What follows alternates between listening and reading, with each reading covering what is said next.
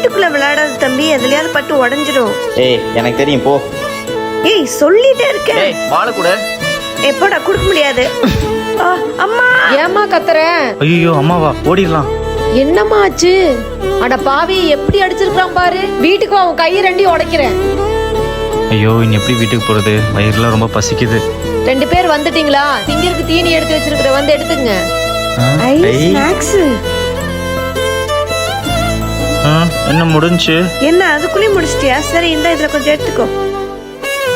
அக்கா record note மட்டும் எழுதி தெரியா? போடா, எனக்கு நிறைய வேலை இருக்கு. ப்ளீஸ்க்கா, எனக்கு உன்னை விட்ட வேற யாருக்கு எழுதி தருவா? கூட ஆனா இதுதான் லாஸ்ட், இனிமே எழுதி தர மாட்டேன். ஐ ஜாலி. எனக்கு எதுவும் ஒண்ணா நம்ம அக்கா தான் நமக்கு முதல்ல வருவா.